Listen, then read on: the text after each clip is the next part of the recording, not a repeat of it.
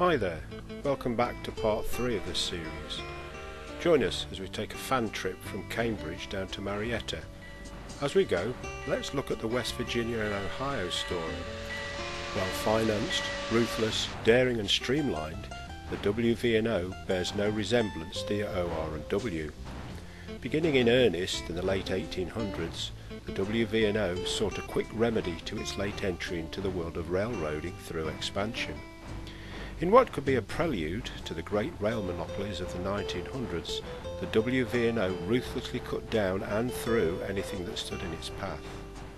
Originally emanating from Charleston, West Virginia, the WV&O cut a swathe of track both north and south of Charleston. In a desire to avoid tangles with the likes of the growing Pennsylvania Railroad, the WV&O drove from Wheeling westward into Ohio. The investors eyed Cambridge as a stepping stone towards Zanesville, where talk was plenty that they would see prosperity. This is where our WV&O story begins. Track laying continued to Cambridge unimpeded when it was learned that the newly formed OR&W was also moving towards Cambridge. Work continued immediately and almost recklessly to lay track twice as fast as ever. However, the OR&W had the advantage of being closer and would surely settle into the area first. It was assumed, though, that the heavily funded WV&O could outpace the OR&W, driving it from the area once a foothold was established. The railroad officials learned quickly that speed and powerful locomotives do have their place, but even a small railroad with a good reputation as a provider of services can be a fierce competitor. Unfortunately, their main customer lost their mill in a cataclysmic conflagration. Disregarding their lesser customers, the WV&O pushed forward to their prize of Zanesville.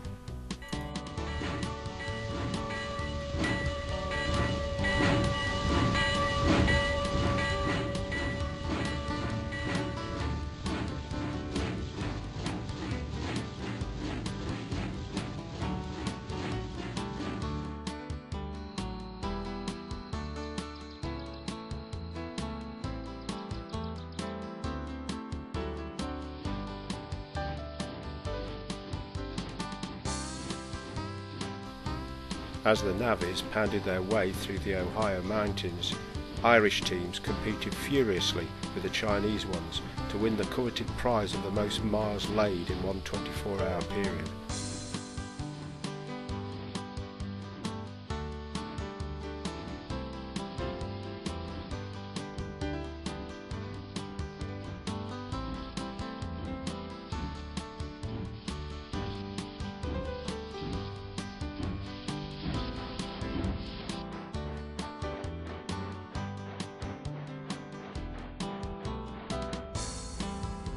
In Zanesville, businessmen planned to build a steel mill with all its supporting industry.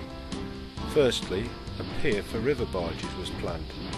However, it was deemed that the river was not deep enough for navigation of the large barges needed. Steel mill officials, exasperated by this finding, searched for a solution to moving heavy tonnages of coal into the area and found their answer in the WV&O. The railroad set up a branch line to service the town with its growing heavy industry. Bringing in workers and rail traffic from Wheeling, Zanesville grew quickly. Profits for the WV&O soared and further expansion was considered.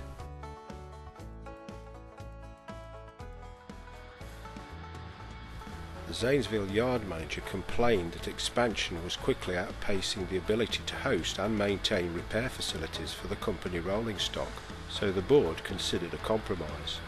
Instead of expanding westward to Columbus, they expanded south to McConnellsville.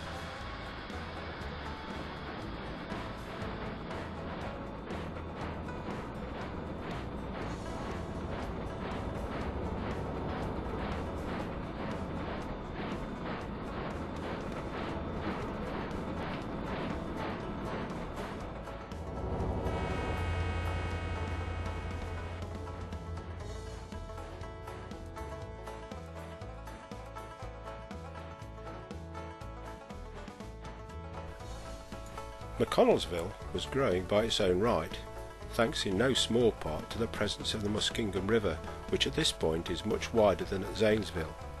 What began as a compromise between local business and the WV&O quickly turned into a godsend.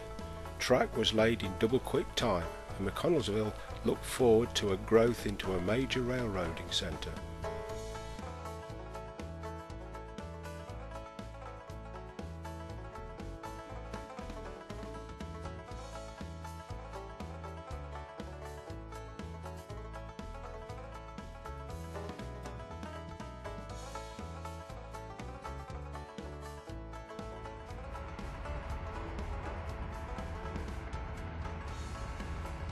As Zanesville and McConnellsville grew, their citizens demanded a rail service to Marietta.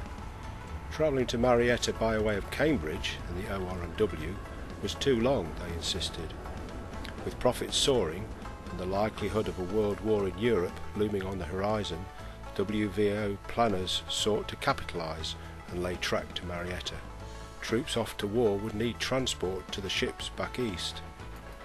The frenzied and robust economy of the Roaring Twenties began, and both railroads competed frantically to oust the other. Things looked good for the WV&O. Ahead, though, the Great Depression loomed, and another European campaign. What would the future hold?